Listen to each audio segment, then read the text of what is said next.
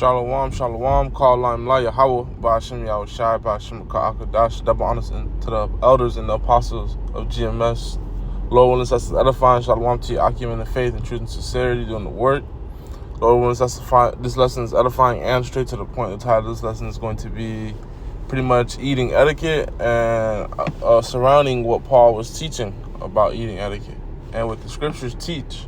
Because we're supposed to be upright, following the laws, and these things keep us peculiar and holy and separate, set apart from these heathens, And the way I got the inspiration to do this lesson was from the Lord, of course, but secondly, was from this video from social media of how Jake likes to act, when they're somewhere and food's being, pretty much being, when bread is being broken up, when the food's being shared.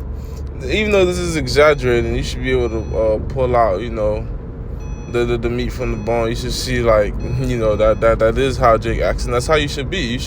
You should rather be less acting so hungry and barking at the food than you be barking and acting hungry. I'm gonna let this play, and then you guys will see the comments.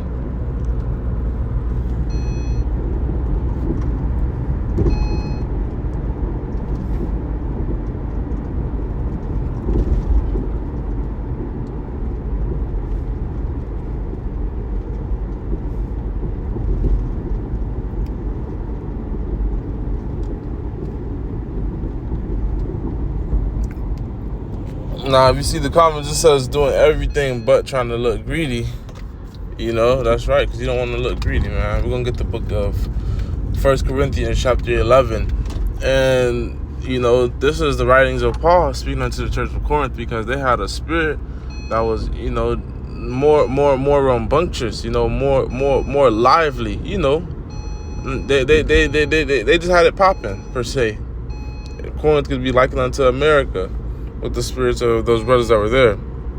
And, some order had to just been set and to be laid. And this is talking about, eating and food, to not look like pretty much dogs. We're going to start at verse...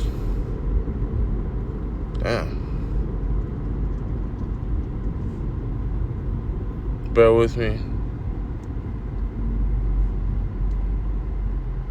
Okay, verse 32, but when we are judged, we are chastened of our Lord, that we should not be condemned with the world.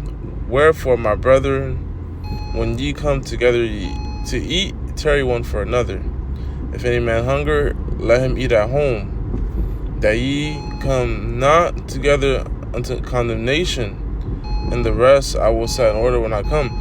So verse 33, it's saying pretty much wait on one another. Wait for everyone to get their food until you start chowing down. Don't be in no haste to eat. Don't be looking gluttonous. Don't be acting like you ain't never been fed, like you never seen food. That's what Esau does, man. Esau sold his birthright for a pottage, a morsel.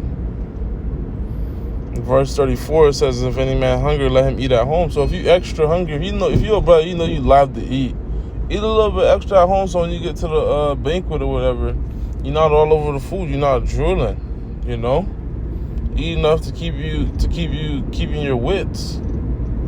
Because food, the belly. That's why the belly is likened unto the mind. The heart is likened unto the mind. All these things are connected and can affect your mood. That you come not into condemnation. You don't want to offend a brother acting like an animal. You want to be respectful.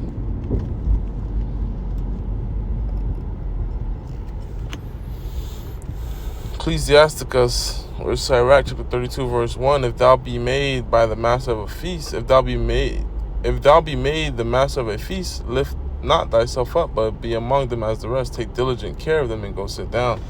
So, if you're the head of a party, if you hosting a party, at your crib, whatever the case may be, don't be acting like the king, be in the spirit of washing everyone's feet. Be in the spirit of catering and servicing. So that they may do like unto you, as you do unto them when their chance comes to host. Verse 32, Salakia, chapter 32, verse 2. When thou hast done all thy office, take thy place, that thou may that thou mayest be merry with them and receive a crown for that well ordering of the feast. So when you're done doing what you got to do, passing out the plates, the cups, making sure everyone has everything they need, everyone that's a part of it, take a seat with them and enjoy it. Don't be trying to continue to be lording over one. Get humbled and break bread with everyone and be amongst them. And then they're going to thank you, and you're going to feel good about it through the Spirit. It's not going to be a carnal appreciation. It's going to be a spiritual appreciation. You're going to feel like you fed the Lord and his people. Verse 3, Speak thou that art the elder, for it becometh thee, but with the sound of judgment, and hinder not music. So the point was in verse 2. I want to go to Sirach chapter 31, verse 2, and it reads, If thou sittest at a bountiful table, be not greedy upon it, and say not, there is so much meat on it. So don't be, if you're going on the table and they got all these options, all these delicacies, all these beautiful things, and these foods, they look fresh, they look new, good quality. Don't be don't be salivating, don't be drooling over the table like that's baby. The scriptures say that's baby like. But the scriptures say, when I was a child, I act as a child. When I became a man, I put away those childish things. Roughly paraphrasing. So, you can't let food lead you away. Because if that's the case in Jacob's trouble, that'll be your downfall. You'll be going down to Egypt for help. That hour of temptation to get you. They was giving out burgers for these kind of spirited people that don't have no control over their spirit with food. That's how they got them with that steak juice. So, everything's for a reason in the scriptures. With that, on to the next one. Shalom.